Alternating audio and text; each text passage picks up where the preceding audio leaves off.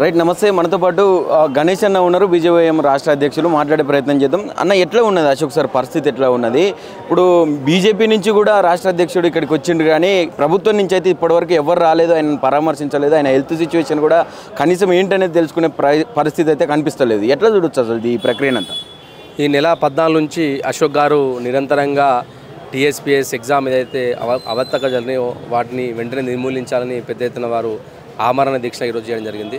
నేను ఈ గవర్నమెంట్ని ప్రశ్నిస్తూ ఉన్నా, ఏదో పెద్ద భవిష్యత్తు ఉంటుంది, కాంగ్రెస్ వస్తే మాకు మంచి పాలన వస్తుంది, ఉద్యోగాలు వస్తాయని భ్రమపడి కాంగ్రెస్ కోటేస్తే ఈరోజు విద్యార్థులను టీచర్లను అందరిని కూడా రోడ్డు పాలు చేసింది ఈ కాంగ్రెస్ గవర్నమెంట్ అని చెప్తా ఉన్నా.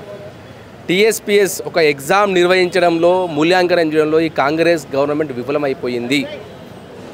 టీజీపీఎస్ నుంచి టీఎస్పీఎస్గా బోర్డు మాత్రమే చేంజ్ అయింది, కానీ అందులో ఉన్నటువంటి అవినీతి కుక్కలు కావచ్చు, అవినీతి మరకలు కావచ్చు ఇప్పటికీ అట్లే ఉండి ఈ కాంగ్రెస్ కార్యకర్తల కోసం, కాంగ్రెస్ మరకల కోసం పోస్టులు అమ్ముకుని ఈరోజు విద్యార్థుల పాలిట ఈరోజు వారికి అన్యాయం జరిగింది. నేను ఎందుకు మాట్లాడుతానంటే, గ్రామీణ ప్రాంతాల నుంచి విద్యార్థులు పొట్ట చేత పట్టుకొని వారు ఒక 5 సంవత్సరాల నుంచి 10 సంవత్సరాల నుంచి రెగ్యులర్గా వారు చదువుతూ యొక్క జీవితాన్ని అక్కడనే పణంగా పెట్టి చదువుతారు. అటువంటి విద్యార్థుల జీవితాల రోజు ఒక కాలపాయంగా ఈ విధంగా వాళ్ళు నాశనం చేసే విధంగా ఈరోజు ఈ కాంగ్రెస్ పార్టీ పనిచేసింది. ఎందుకంటే గ్రామీణ ప్రాంతాల నుంచి ఒక ఎస్సీ ఎస్టీ బీసీలు ఉంటారు, వాళ్ళ యొక్క జీవన విధానం బాగుండదు, వాళ్ళ మనుగడ బాగుండదు. ఏదో ప్రభుత్వం వస్తే, గవర్నమెంట్ వస్తే మాకు ఉద్యోగాలు వస్తాయి, ఉద్యోగ అవకాశాలు వస్తాయి, నియామకాలు వస్తాయని పెద్ద పెద్ద ఆశపడి రోజు హైదరాబాద్కు వచ్చి చదువుకోవడానికి ప్రయత్నం చేశారు. కానీ వచ్చిన తర్వాత ఈ గవర్నమెంట్లు తమ రాజకీయ స్వలాభాల కోసం, తమ కార్యకర్తల కోసం పదవులు అమ్ముకుని రోజు విద్యార్థులకు అన్యాయం చేస్తా ఉన్నామని చెప్తా ఉన్నాం. అంటే కాంగ్రెస్ వచ్చిన తర్వాత కూడా మేము 1,00,000 ఉద్యోగాల దాకా ఇచ్చినాం ఇప్పటికే అని చెప్పి ముఖ్యమంత్రి గారు కూడా చెప్తా ఉన్న పరిస్థితి కనిపిస్తూ ఉన్నది కదా. ఇంకెక్కడ ఇవ్వలేదు, ఎక్కడ అన్యాయం చేసింది ఉద్యోగాలు కాదు. ఈ కాంగ్రెస్ గవర్నమెంట్ హైదరాబాద్ డిక్లరేషన్లో చెప్పింది 2 లక్షల ఉద్యోగాలు ఇస్తామని. ఇప్పటి వరకు 2 లక్షల ఉద్యోగాలలో ఈ టీఎస్పీఎస్ ఎగ్జామే ఒక పోస్టులలో ఇంత అవినీతి జరిగింది, ఇంకా ఈ 1,00,000 ఉద్యోగాలు ఇంత అవినీతి జరుగుతుంది, మనం ఆలోచన చేయాల్సిన అవసరం ఉంది. ఈ కాంగ్రెస్ గవర్నమెంట్ అంటేనే, ఈ కాంగ్రెస్ అంటేనే అవినీతిమయమైన కాంగ్రెస్ గవర్నమెంట్ అని చెప్పొచ్చు. అంటే ఇందిరమ్మ రాజ్యం తెచ్చిన ఇక ప్రజాపాలన మనది, మన రాజ్యం వస్తే, మన ప్రభుత్వం వస్తే నిరుద్యోగుల జీవితాలు మారుతాయని చెప్పి గతంలో కళాలు పట్టుకున్న విద్యార్థులందరినీ కూడా కార్యకర్తల్లాగా మార్చి ప్రభుత్వాన్ని ఎక్కింది. మరి ఎందుకు ఇప్పటి వరకు కూడా నిరుద్యోగ సమస్యలు తీర్తలేవు? 2 సంవత్సరాలు దాటుతూ ఉన్నది, ఇంక ఎప్పుడు అసలు ఉద్యోగాలు వచ్చే అవకాశం ఉన్నదా? ఇప్పుడు ఇంకా ఇందిరా అంటేనే ఎమర్జెన్సీ, ఇందిరా అంటేనే నియంత. ఈరోజు ఆ నియంత పాలన రేవంత్ రెడ్డి తెలంగాణ రాష్ట్రంలో పరిపాలిస్తున్నాడు. ఆయన ఫస్ట్ సంవత్సరంలో చెప్పిండు మేము అధికారంలో కాక 2 లక్షల ఉద్యోగాలు ఇస్తామని. ఏవి ఉద్యోగాలు ఏవి? ప్రజలను తప్పుదోవ పట్టిస్తున్నారు, విద్యార్థులను తప్పుదోవ పట్టిస్తున్నారు, నిరుద్యోగులను తప్పుదోవ పట్టిస్తున్నారు.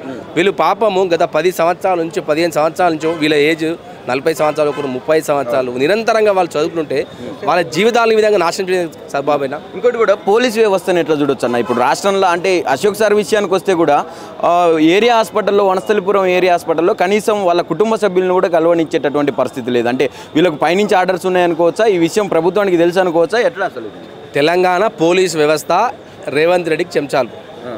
రేవంత్ రెడ్డి ఏం చెప్తే ఆ పోలీస్ వ్యవస్థ చేస్తుంది. కాబట్టి పోలీస్ వ్యవస్థ గురించి పెద్ద మాట్లాడుకోవాల్సిన అవసరం లేదు. మనం ఫైనల్గా ఏం చెప్పాలనుకుంటున్నారు అశోక్ సార్ విషయంలో, ఈ నిరుద్యోగులకు సంబంధించినటువంటి విషయం? నిరుద్యోగులారా, యువకులారా, మేమున్నాం. భారతీయ జనతా పార్టీ ఉంది, భారతీయ జనతా యువమోర్చా ఉంది.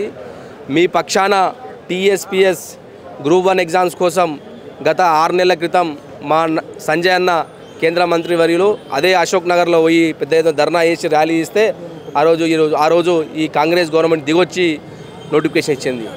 ఇదే విధంగా ఈరోజు మేము చెప్తా ఉన్నా, రాబోయే రోజుల్లో భారతీయ జనతా పార్టీ కావచ్చు, భారతీయ జనతా యువమోర్చా కావచ్చు, రోడ్లపైకి వస్తాం. రోడ్లపైకి వచ్చి ఉద్యోగాల అవకాశాలు కావాలి, ఉద్యోగాల కల్పన కావాలి, ఉద్యోగాల నియామకాలు వెంటనే ఏర్పాటు చేయాలని పెద్ద ఎత్తున మేము రేవంత్ రెడ్డి ఇంటిని ముట్టడిస్తాం. అదేవిధంగా ఆయన సెక్రటరీ ముట్టడిస్తాం, టీఎస్పీఎస్ ఆఫీస్ ముట్టడిస్తాం. మా విద్యార్థులు, మా యువకులు వాళ్ళ జీవితాలు నాశనం అవుతూ ఉన్నాయి. వాళ్ళ జీవితాలు 20 సంవత్సరాలు, 30 సంవత్సరాలు వాళ్ళ జీవితాలు నాశనం చేసుకొని వాళ్ళు చాలా బాధపడుతూ ఉన్నారు. వారి పక్షాన భారతీయ జనతా పార్టీ, భారతీయ జనతా యువమోర్చా రోడ్ పైకి వస్తా అని చెప్తా ఉన్నాను. అంటే కనీసం ఒక ధర్నా కావచ్చు, నిరసన కావచ్చు తెలిపే పరిస్థితి లేదు ఇప్పుడు ఉన్నటువంటి పోలీస్ శాఖకు సంబంధించినటువంటి తీరు అట్లా ఉన్నది. మీరు రోడ్ల మీదకి వస్తా అంటున్నారు, ముఖ్యమంత్రి ఇల్లు ముట్టాడు అంటున్నారు, అయ్యే పనేనా అన్నది? బిల్కుల్ అవుతుంది. మేము బరాబర్ ముట్టడిస్తాం. విద్యార్థుల పక్షాన, యువకుల పక్షాన, నిరుద్యోగుల పక్షాన మేము మాట్లాడతాం. వారి హక్కుల కోసం మాట్లాడతాం, వారి ఉద్యోగాల కల్పన కోసం మాట్లాడతాం. బరాబర్ వస్తాం. రేవంత్ రెడ్డి మెడలోంచి ఉద్యోగ అవకాశాలు ఇప్పిస్తాం. థ్యాంక్ యూ అన్న.